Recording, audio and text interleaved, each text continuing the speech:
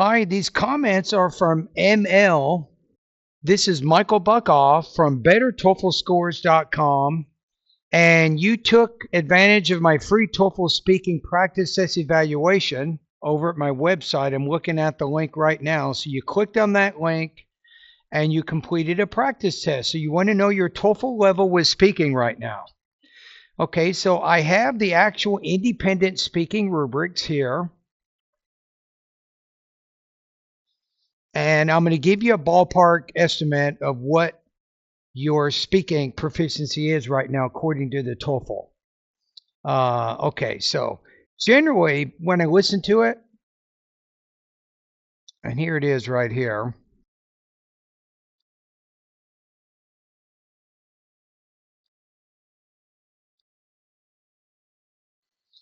I usually kind of think about it as in the 3 range.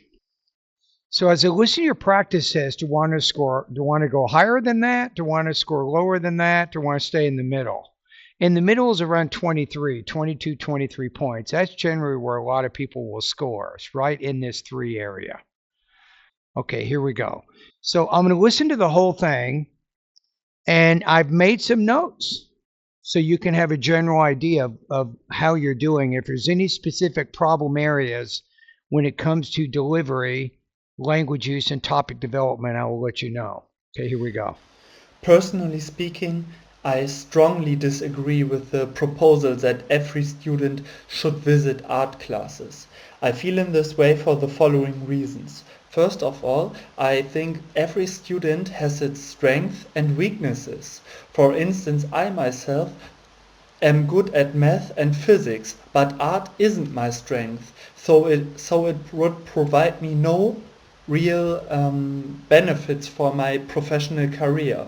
Furthermore, I think the idea of mandatory art classes are just a contrast to the idea of art that's based on liberty, freedom, and voluntarism. Okay, got it. So thank you for completing the practice test. And let's take a look. I have some notes here. So I'm thinking you're between 3.0 and 3.5. So maybe 22 to 24 points out of 30. So here are my notes. So here's what I think you're doing well. You have good speech clarity. I can understand what you're saying. I think that people listening to you can understand without too much difficulty. Use of transition words. You're using cohesive devices effectively to signal relationships between ideas, and it helps make your response organized and connected. So I think that's good. Now, how can you get better? So how do you go from 22 to 24 to maybe 26 or 27? So introduction, style, and language choices. So your introduction, personally speaking, I feel this way. I think you said I feel in this way for the following reasons. It's a little bit formulaic and wordy. It's a template and you can use it, but a lot of other people are also using it. So I think you need to make it less formulaic. You might say, I think the second one is even better than the first one. Here's 2 alternatives. There are 2 main reasons for my opinion.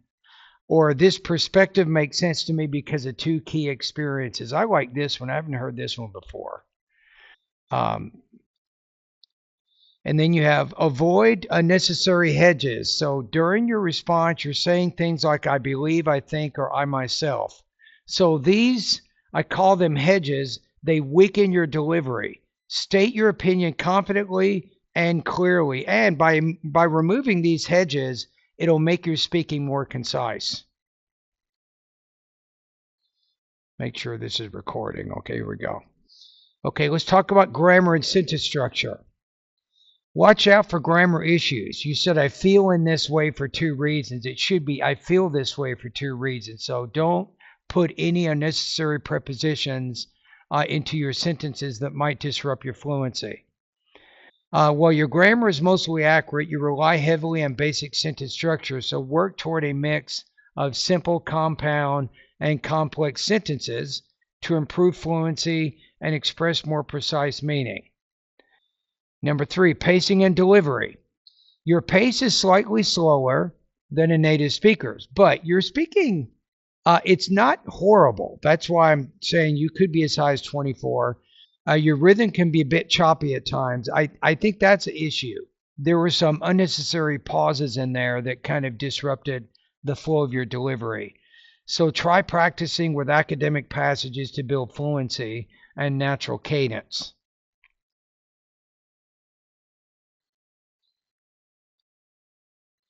So while you're speaking clearly, your fluency or your smooth flow of speech needs work. So try practice speaking for 60 seconds without stopping to build stamina and reduce hesitations. That's a good suggestion right there. Okay, let's talk about content and development. Your response was a bit general and formal. So phrases like every student has its strengths are vague and overly broad, right? It's not very specific. You want to try to elaborate on your ideas by giving specific examples from your own experience or from the experience of people you know.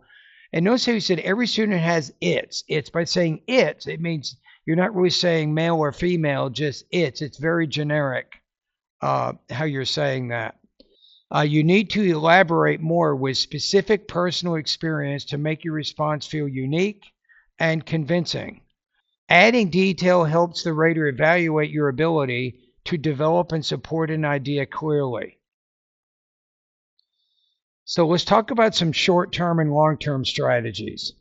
So in the short term, refine your templates by creating personalized, flexible sentence starters instead of using generic memorized ones. Practice speaking with a timer, aiming to give 45 to 60-second responses without hesitating. Record yourself and listen critically for pacing, filler words, and pauses. These are things to look out for. Long-term strategies. Build academic vocabulary and sentence variety by reading and summarizing short news articles or lectures aloud. Practice retelling TED Talks or YouTube academic videos to strengthen paraphrasing and summarizing skills. And remember, when you do it, make sure that you embed those voice markers. In the lecture, the speaker explains, or in the video, it is learned that. So when you're summarizing, you want to frame ML the information from the source's point of view and not yours. And probably the most important one here is engage in real conversation, study groups, language exchanges, or even mock interviews to apply your speaking skills to academic and professional context. So the more you practice, the more fluent you're going to get. It's like driving a car. First time you drive a car, not so good. 6 months later, you're just sailing down the freeway. Okay, once again, thank you for taking my free TOEFL speaking practice evaluation. I hope that my feedback will get you going in the right direction. So I think that you have solid potential. I think with some focus adjustments, you can absolutely reach your target score. So if you'd like detailed, personalized feedback on all 4 TOEFL speaking tasks, as well as writing tasks, consider joining my 99-month TOEFL speaking and writing feedback service at bettertoeflscores.com. I'd be happy to work with you regularly to help you reach your TOEFL goals.